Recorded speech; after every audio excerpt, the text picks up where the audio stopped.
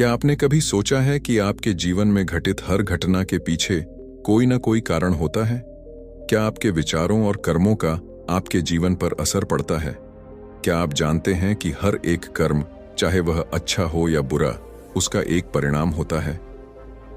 नमस्कार दोस्तों, आप सभी का स्वागत है पुराण टॉक्स चैनल पर, जहां हम आपको पुरानी कहानियों, प्रेरक घटनाओं और जीवन के महत्वपूर्ण सिखों के बारे में बताते हैं। आज हम आपको एक ऐसी कहानी सुनाने जा रहे हैं जो न केवल जीवन के कर्मों की महत्ता को समझाती है, बल्कि यह भी सिखाती है कि कैसे हर इंसान अपने गलत कर्मों को सुधार सकता है और सही दिशा में आगे बढ़ सकता है। हमारी आज की कहानी कर्मों की सजा एक व्यक्ति रघुनंदन की है, जो अपने बुरे कर्मों के फल को भुगतता है और फिर अपने जीवन को सुधारने की यात्रा पर निकलता है। तो आइए इस प्रेरक और विचारशील कहानी के साथ अपने जीवन में बदलाव की शुरुआत करें। आचार्य जी अपने शिष्यों के साथ एक शांत वातावरण में बैठकर साधना कर रहे थे। सब लोग ध्यानमग्न थे, लेकिन तभी सुदर्शन नामक एक शिष्य ने आचार्य जी से एक सवाल पूछा।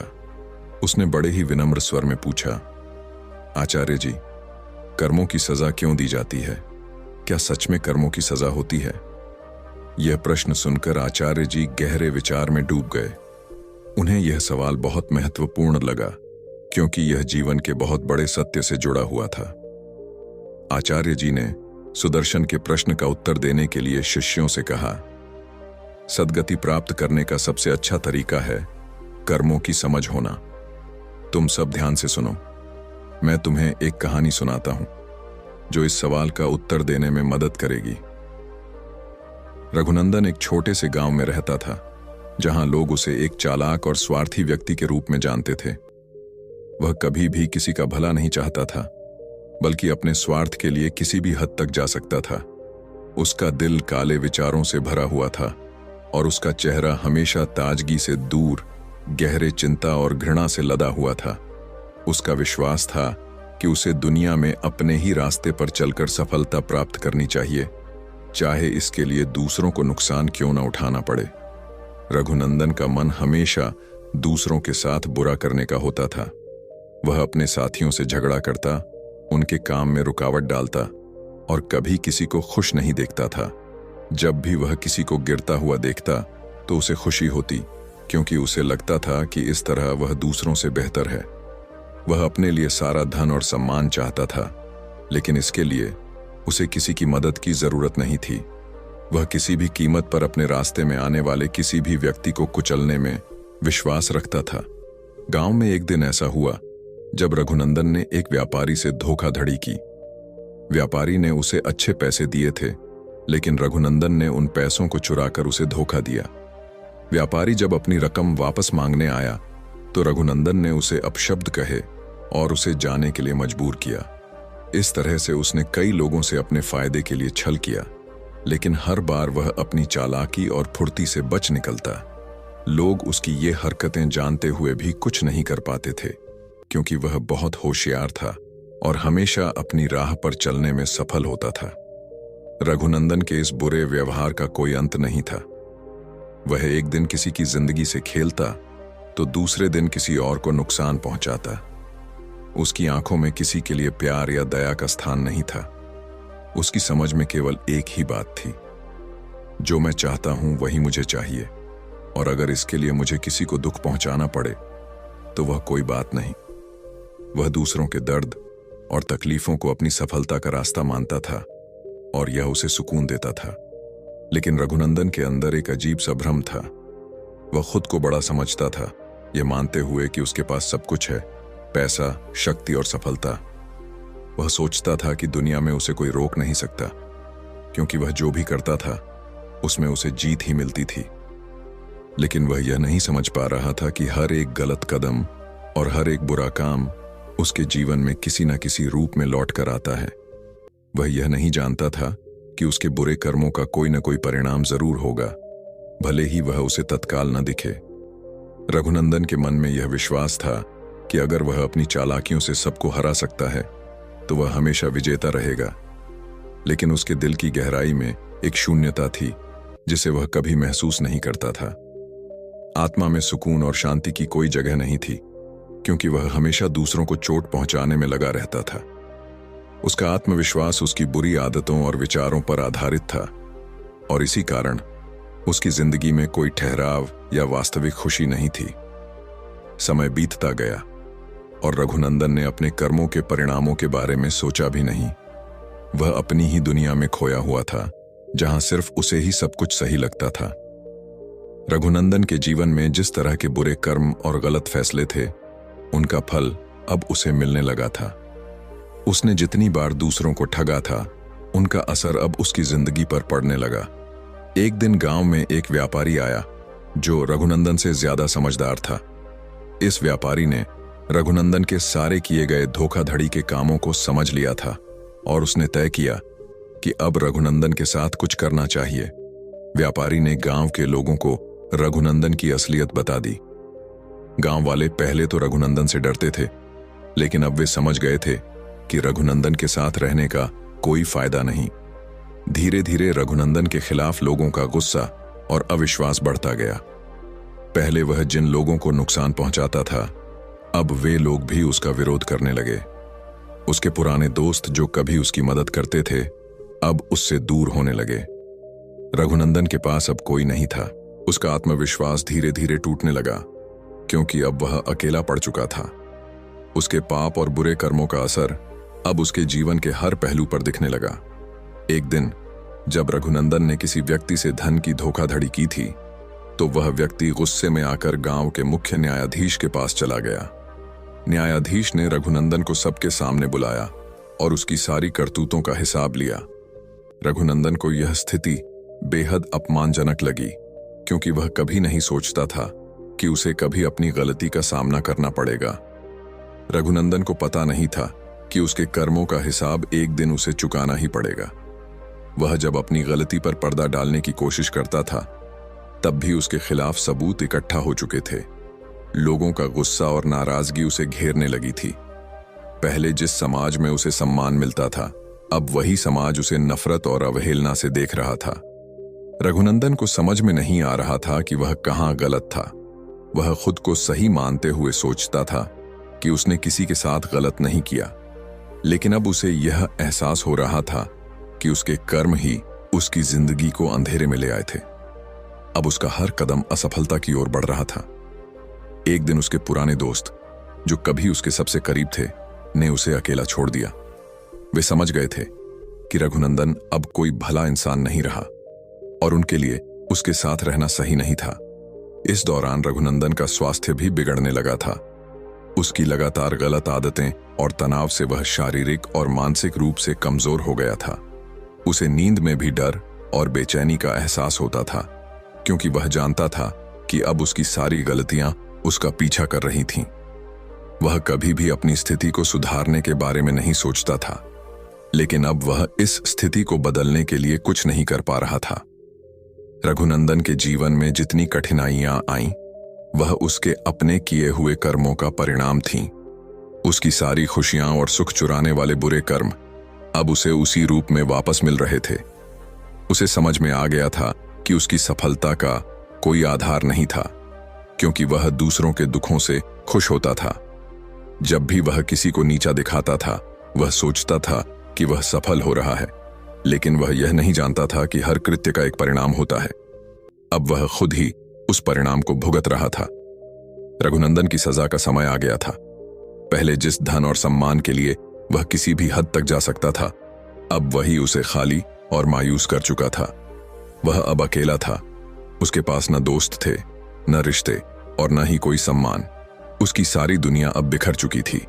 इस समय रघुनंदन को अपनी गलतियों का एहसास हुआ, लेकिन तब तक बहुत देर हो चुकी थी। उसका जीवन अब उसी बुरे मार्ग पर चलने के बाद बहुत ही अंधेरे में डूब चुका था। रघुनंदन का जीवन अब एक सबक बन चुका था, जो यह सिखाता था कि अपने कर्मों का परिणाम एक दिन जरूर मिलता है, और जब वह आता है तो बहुत कड़ा होता है। आचार्य जी ने शिष्यों को रघुनंदन की कहानी सुनाकर इस बात की गहराई से समझाया कि जीवन में जो कुछ भी होता है, वह हमारे कर्मों का प्रतिफल होता है। वे मुस्कुराए और कहा, देखो, तुम सबने रघुनंदन की कहानी सुनी। उसके जीवन में जो हुआ वह सिर्फ भौतिक रूप से नहीं, बल्कि उसके भीतर की आत्मा और मन पर भी असर डालने वाला था। हर व्यक्ति को उसके किए गए कर्मों का फल मिलता है, चाहे वह तुरंत दिखाई दे या कुछ समय बाद। यही जीवन का सत्य है। आचार्य जी ने धीरे धीरे शिष्यों से कहा, रघुनंदन ने जिस तरह दूसरों को ठगा, उन्हें नुकसान पहुंचाया, उसने सोचा कि वह इससे बच जाएगा। वह समझता था कि उसकी चालाकियों से उसे हर बार सफलता मिलेगी, लेकिन उसने यह नहीं सोचा कि इन बुरे कर्मों का परिणाम उसे एक दिन भुगतना ही पड़ेगा।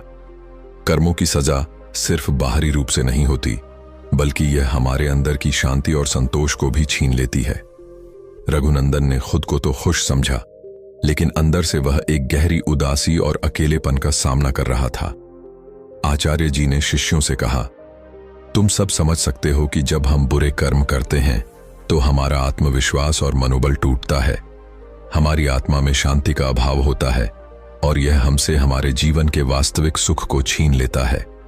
रघुनंदन की कहानी से यह सीखने योग्य है कि कर्मों का फल केवल भौतिक दुनिया तक सीमित नहीं होता, बल्कि यह हमारे भीतर के संसार को भी प्रभावित करता है। एक व्यक्ति अपने मन और आत्मा के स्तर पर भी दंड भुगतता है, जो उसके आंतरिक शांति और संतोष की हानि करता है। आचार्य जी ने आगे कहा, जब हम अच्छे कर्म करते हैं तो न सिर्फ हमें बाहरी दुनिया में सुख मिलता है, बल्कि हमारे मन और आत्मा में भी शांति और संतोष का अनुभव होता है। अच्छे कर्म हमें हमारे आंतरिक संघर्षों से मुक्त करते हैं और जीवन को एक नया दृष्टिकोण देते हैं। हम जब दूसरों की मदद करते हैं, उनकी भलाई चाहते हैं, तो यह न केवल उन्हें लाभ पहुंचाता है, बल्कि हमारे खुद के जीवन में भी सकारात्मक ऊर्जा का संचार करता है। यही कारण है कि अच्छे कर्म हमारे जीवन के लिए महत्वपूर्ण हैं। आचार्य जी ने शिष्यों से कहा, कर्मों का नतीजा कभी न कभी सामने आता है। अगर हम बुरे कर्मों से बचते हैं और अच्छे कर्म करते हैं तो हमारा जीवन खुद ब खुद बेहतर हो जाता है।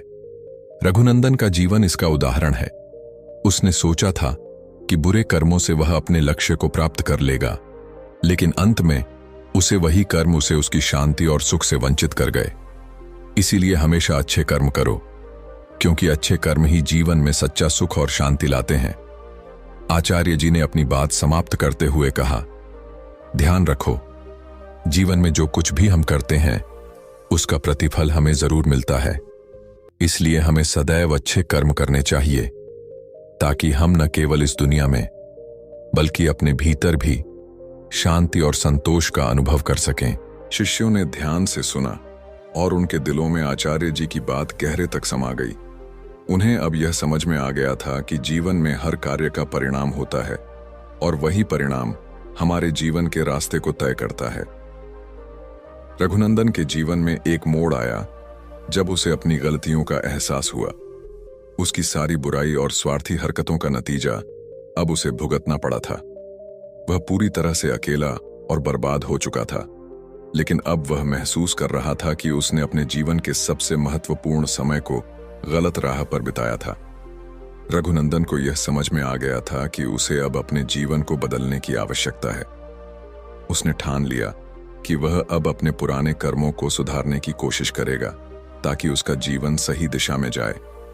रघुनंदन ने अपने पहले कदम के रूप में अपनी गलती स्वीकार की और यह मान लिया कि उसने दूसरों को नुकसान पहुंचाया था। यह उसके लिए आसान नहीं था, क्योंकि अब उसे उन सभी लोगों के चेहरे याद आ रहे थे जिनसे उसने धोखाधड़ी की थी, जिनके साथ उसने बुरा व्यवहार किया था। उसे यह महसूस हो रहा था कि उसने अपने स्वार्थ के लिए जिनकी मदद ली थी, उन्हीं को उसने चोट पहुंचाई थी। अब जब वह अकेला था तो उसकी आत्मा में एक खालीपन और दुख का एहसास था। लेकिन रघुनंदन ने हार नहीं मानी। उसने निर्णय लिया कि अब वह अपने पुराने कर्मों को सुधारने के लिए कुछ अच्छा करेगा। वह पहले उन लोगों से मिलने गया जिनसे उसने गलत किया था। उसने एक एक करके सबको अपनी गलती के बारे में बताया और उनसे माफी मांगी।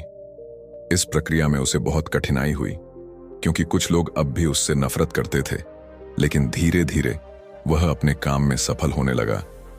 लोग उसकी ईमानदारी और प्रयासों को देखकर उसे माफ करने लगे।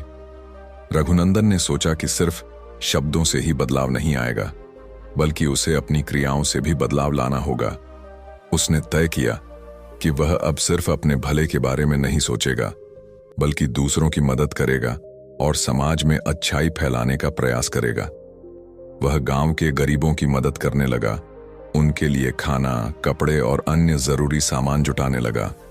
पहले जहां वह अपने स्वार्थ के लिए जीता था, अब वह दूसरों की भलाई के लिए काम करने लगा। सुधार की इस यात्रा में रघुनंदन को कई मुश्किलें आईं। वह अक्सर सोचता था कि क्या वह अपने पुराने कर्मों को सुधारने में सफल हो पाएगा या नहीं। कई बार उसे अपने बुरे कर्मों का दर्द महसूस होता और वह सोचता था कि उसने कितनी बुरी बातें की हैं। जब वह दूसरों की मदद करता था तो कभी कभी उसे यह एहसास होता था कि उसने उन लोगों के साथ कितना गलत किया है, लेकिन फिर भी वह अपनी गलती का सुधार करने की कोशिश करता रहा। रघुनंदन ने यह भी समझा कि सिर्फ बाहरी बदलाव से कोई फर्क नहीं पड़ता, बल्कि अंदर से भी उसे खुद को बदलना होगा।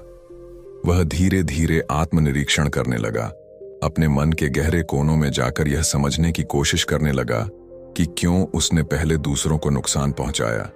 उसने यह जाना कि उसके भीतर एक असुरक्षा और डर था, जिसकी वजह से वह दूसरों को गिराकर खुद को ऊपर उठाना चाहता था। अब वह इस डर को छोड़कर आत्मविश्वास के साथ जीवन जीने की कोशिश करने लगा। समय के साथ रघुनंदन का जीवन बदलने लगा। गांव वाले जो कभी उसे नफरत करते थे, अब उसे सम्मान देने लगे। उन्होंने देखा कि वह अब एक सच्चे इंसान की तरह जीने लगा था। रघुनंदन के आत्मविश्वास में भी वृद्धि हुई और अब वह दूसरों की मदद करने में खुद को आनंदित महसूस करने लगा। उसे अब एहसास हुआ कि अपने बुरे कर्मों को सुधारने से उसे जो आंतरिक शांति मिली, वह बाहरी दुनिया से कहीं ज्यादा मूल्यवान थी। उसने समझा कि अगर वह सही रास्ते पर चले तो उसके अंदर की आत्मा को सुकून मिलेगा और उसका जीवन सचमुच खुशहाल हो सकता है। रघुनंदन की सुधार यात्रा एक लंबी और कठिन यात्रा थी, लेकिन उसने हार नहीं मानी। उसने अपने पुराने कर्मों का सामना किया, माफी मांगी और जीवन को सही दिशा में चलने का संकल्प लिया। वह अब दूसरों की मदद करता था और खुद को बेहतर इंसान बनाने की कोशिश कर रहा था। उसकी यह यात्रा न केवल बाहरी रूप में, बल्कि उसकी आत्मा में भी बदलाव लाई। अब रघुनंदन को यह समझ में आ गया था कि जीवन में सच्ची सफलता और खुशी अच्छाई और सच्चाई में ही है। रघुनंदन का जीवन अब पूरी तरह से बदल चुका था। जब उसने अपने पुराने कर्मों का एहसास किया था तो उसकी आत्मा में एक गहरी तड़प उठी थी। वह समझ गया था कि उसकी सारी गलतियां उसकी परेशानियों का कारण थीं। अब उसने अपने दिल से यह ठान लिया था कि वह कभी भी बुरे कर्म नहीं करेगा और हर हाल में अपनी गलतियों का सुधार करेगा। उसने सबसे पहले उन लोगों से माफी मांगी जिनसे उसने बुरा किया था। कुछ लोग उसकी माफी को स्वीकार करते हुए उसे माफ कर दिया, जबकि कुछ ने उसे बिल्कुल भी माफ नहीं किया। लेकिन रघुनंदन ने हार मानने का नाम नहीं लिया। वह अपनी गलती सुधारने के लिए दिन रात मेहनत करता रहा। रघुनंदन का सबसे बड़ा बदलाव तब आया जब उसने खुद को पूरी तरह से दूसरों के भले के लिए समर्पित कर दिया। पहले वह जो भी करता था सिर्फ अपने भले के लिए करता था, लेकिन अब उसकी सोच पूरी तरह बदल चुकी थी। अब वह हर कदम पर दूसरों की मदद करने के लिए तैयार रहता था। उसने गांव के निर्धन लोगों की मदद शुरू की, उन्हें खाने के लिए भोजन दिया, बच्चों को पढ़ने के लिए किताबें दी और वृद्धों की देखभाल की। उसने यह समझ लिया था कि दूसरों की मदद करने से उसका मन शांत होगा और उसकी आत्मा को सुकून मिलेगा। अब वह खुद को आत्मसंतुष्ट और खुशी महसूस करने लगा था। रघुनंदन को यह महसूस हुआ कि वह पहले जो कुछ भी करता था वह सिर्फ अपने स्वार्थ के लिए था, लेकिन अब वह जो कुछ भी कर रहा था वह सिर्फ दूसरों के भले के लिए था। जब वह किसी जरूरतमंद को मदद करता था तो उसे महसूस होता था कि उसके अंदर एक गहरी खुशी और संतोष का एहसास हो रहा है। उसे यह समझ में आ गया था कि जीवन में असली सुख दूसरों की मदद करने में ही है। रघुनंदन की सुधार यात्रा में एक और महत्वपूर्ण बदलाव आया। पहले वह अपने पापों और गलतियों के कारण बहुत दुखी और अकेला महसूस करता था, लेकिन अब वह अपने कर्मों के सुधार में व्यस्त था और उसे अपने जीवन में बदलाव महसूस होने लगा। जब भी वह किसी की मदद करता तो उसे यह एहसास होता था कि वह अपने पुराने कर्मों का प्रतिकार कर रहा है। उसने यह जाना कि बुरे कर्मों का फल हमें भले ही देर से मिलता है, लेकिन अच्छे कर्मों का नतीजा हमें जल्दी मिलता है, और वह अब यह अनुभव कर रहा था। अब रघुनंदन का जीवन एक नए दिशा में बदल चुका था। पहले जहां वह दूसरों से धोखाधड़ी और झूठ बोलकर अपना स्वार्थ साधता था, अब वह अपने कामों से दूसरों की मदद करता और समाज के भले के लिए काम करता। उसने जो भी किया उसे पूरी ईमानदारी और निष्ठा से किया। उसे अब यह एहसास हो गया था कि अगर हम अपने कर्मों को सही दिशा में लगाते हैं तो जीवन में सच्ची सफलता और संतोष मिलता है। रघुनंदन के जीवन में सबसे बड़ा परिवर्तन तब आया जब गांव के लोग उसे एक आदर्श इंसान मानने लगे। पहले जब वह बुरा इंसान था तो लोग उससे दूर भागते थे, लेकिन अब जब वह अच्छे कर्म करने लगा तो लोग उसे सम्मान देने लगे। उसने यह समझ लिया था कि जो कुछ भी हमारे साथ होता है वह हमारे अपने कर्मों का फल होता है। जब हम अच्छे कर्म करते हैं तो हमें अच्छा फल मिलता है, और जब बुरे कर्म करते हैं तो उसका फल हमें भी भुगतना पड़ता है। रघुनंदन ने यह भी जाना कि सुधार की प्रक्रिया कभी खत्म नहीं होती। वह हमेशा खुद को बेहतर इंसान बनाने की कोशिश करता रहा। उसे यह समझ में आ गया था कि जीवन एक निरंतर यात्रा है और इसमें हर दिन हमें अपनी गलतियों को सुधारने और सही दिशा में आगे बढ़ने की कोशिश करनी चाहिए। अब रघुनंदन अपने जीवन को एक मिशन की तरह जीता था, जहां उसका मुख्य उद्देश्य दूसरों की मदद करना और खुद को एक बेहतर इंसान बनाना था। रघुनंदन के जीवन का यह अंतिम परिवर्तन न केवल उसके बाहरी व्यवहार में था, बल्कि उसके भीतर भी गहरी शांति और संतोष का अनुभव हो रहा था। उसे अब यह समझ में आ चुका था कि अपने कर्मों का सुधार करना ही असली खुशी का मार्ग है। जब वह अपने कर्मों का परिणाम देखता तो उसे यह एहसास होता कि वह सही रास्ते पर है। अब रघुनंदन का जीवन एक प्रेरणा बन चुका था, और उसने अपने जीवन के सबसे बड़े सबक को सीखा था कि किसी भी परिस्थिति में हमें कभी हार नहीं माननी चाहिए और हमेशा अच्छे कर्मों का रास्ता चुनना चाहिए। आचार्य जी ने शिष्यों को कहानी का समापन करते हुए कहा, तुम सभी ने रघुनंदन की कहानी ध्यान से सुनी। यह कहानी सिर्फ एक व्यक्ति की नहीं, बल्कि हर व्यक्ति के जीवन की सच्चाई है। जैसे रघुनंदन ने अपनी गलतियों को समझा और सुधारने की कोशिश की, वैसे ही हमें भी अपने कर्मों के परिणाम को समझना होगा। कर्मों की सजा और फल हमेशा उस व्यक्ति के अपने कर्मों के अनुसार होता है। कोई भी व्यक्ति चाहे जितना भी भाग्यशाली क्यों न हो, अगर वह बुरे कर्म करता है तो उसे उनका फल भोगना पड़ता है।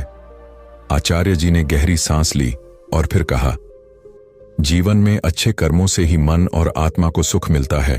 जब हम दूसरों की भलाई करते हैं, जब हम सत्य और धर्म का पालन करते हैं, तो हम न सिर्फ बाहर से खुश होते हैं, बल्कि हमारे भीतर भी शांति और संतोष का अनुभव होता है। वहीं बुरे कर्मों से पाप और दर्द ही मिलता है। बुरे कर्मों का फल देर सवेर सामने आता है, और वह न केवल हमें बाहरी दुखों से घेरता है, बल्कि हमारी आत्मा को भी आहत करता है। आचार्य जी ने शिष्यों को ध्यान से देखा और कहा, रघुनंदन ने अपने बुरे कर्मों का फल भुगता और अंत में सुधार की राह अपनाई। उसने अपनी गलती को पहचाना, दूसरों से माफी मांगी और समाज में अच्छाई फैलाने का प्रयास किया। यह हमें सिखाता है कि कोई भी व्यक्ति अपने जीवन को बदल सकता है, अगर वह अपनी गलतियों को समझकर उन्हें सुधारने की कोशिश करे। फिर आचार्य जी ने सुदर्शन की ओर इशारा किया और कहा, सुदर्शन, तुमने जो सवाल पूछा था उसका उत्तर अब तुम्हारे सामने है। कर्मों का फल हमेशा मिलता है, लेकिन यह हमें न केवल शारीरिक रूप से बल्कि मानसिक और आत्मिक रूप से भी प्रभावित करता है। अच्छे कर्मों से हम संतोष, शांति और सुख प्राप्त करते हैं, जबकि बुरे कर्मों से हम अंदर से खोखले होते जाते हैं। इसीलिए हमेशा अच्छे कर्म करो ताकि तुम्हारा जीवन सही दिशा में जा सके। आचार्य जी ने फिर शिष्यों को समझाया, सच्चा धर्म यही है कि हम अपने कर्मों को समझें और जो भी हम करते हैं उसे सही तरीके से करें। अगर हम सही मार्ग पर चलेंगे तो जीवन में कोई भी कठिनाई हमें हरा नहीं सकती। इस संसार में कोई भी चीज स्थायी नहीं है, लेकिन अगर हम अच्छे कर्म करते हैं तो हमें न केवल इस जीवन में बल्कि आने वाले समय में भी शांति और सुख मिलेगा। कहानी का समापन करते हुए आचार्य जी ने कहा, अब तुम सभी को यह समझ में आ गया है कि जीवन का हर कर्म, चाहे वह छोटा हो या बड़ा, उसका कोई न कोई परिणाम होता है और यह परिणाम हमारे अपने कर्मों के आधार पर होता है। इसलिए हर समय यह सोचो कि तुम क्या कर रहे हो, क्योंकि वही तुम्हारे भविष्य को तय करेगा। सुदर्शन और अन्य शिष्य आचार्य जी की बातों को समझकर गहरे विचारों में डूब गए। सुदर्शन ने मन ही मन ठान लिया कि वह अब अपने जीवन में बदलाव लाएगा। उसने पहले जैसा जीवन जीने का निर्णय लिया था, लेकिन अब वह अच्छे कर्मों की ओर कदम बढ़ाएगा। उसने सोचा, अगर रघुनंदन अपनी गलतियों को सुधार सकता है तो मैं भी अपने जीवन को सही दिशा में मोड़ सकता हूं। मुझे अब अपने कर्मों के बारे में हमेशा सोच समझकर निर्णय लेना होगा। कहानी का समापन इस संदेश के साथ हुआ कि जीवन में हर व्यक्ति को अपने कर्मों का सही मूल्यांकन करना चाहिए। अच्छे कर्म न केवल हमें इस जीवन में खुशहाल बनाते हैं, बल्कि हमारी आत्मा को भी शांति और संतोष प्रदान करते हैं। इस तरह आचार्य जी ने अपने शिष्यों को जीवन के महत्वपूर्ण सबक सिखाए और उन्हें यह समझाया कि जीवन में कर्मों का फल अनिवार्य होता है और यह हमें हमेशा अच्छे कर्म करने की प्रेरणा देता है। तो दोस्तों, इस कहानी के माध्यम से हमने सीखा कि हमारे कर्म ही हमारे जीवन का दिशा तय करते हैं। चाहे हम कितनी भी कठिनाइयों में हों, अगर हम अपने कर्मों को सही दिशा में मोड़ लें तो हमें अपने जीवन में सुकून और संतोष मिल सकता है। रघुनंदन की तरह हम भी अपने कर्मों की सजा से बच सकते हैं अगर हम सुधार की राह पर चलें। अब अगर आपको यह कहानी पसंद आई हो तो कृपया पुराण टॉक्स चैनल को सब्सक्राइब करना न भूलें। हम आपके लिए इसी तरह की और भी प्रेरक कहानियां लाते रहेंगे। आखिर में हमें यह बताइए कि अगली कहानी किस विषय पर होनी चाहिए। क्या आप चाहते हैं कि हम अगली कहानी किसी और पुराने कर्मकांड पर आधारित एक और प्रेरक कहानी पर लाएं या फिर किसी और मजेदार विषय पर? अपने सुझाव हमें कमेंट करके जरूर बताएं। धन्यवाद और अगली कहानी में फिर मिलते हैं।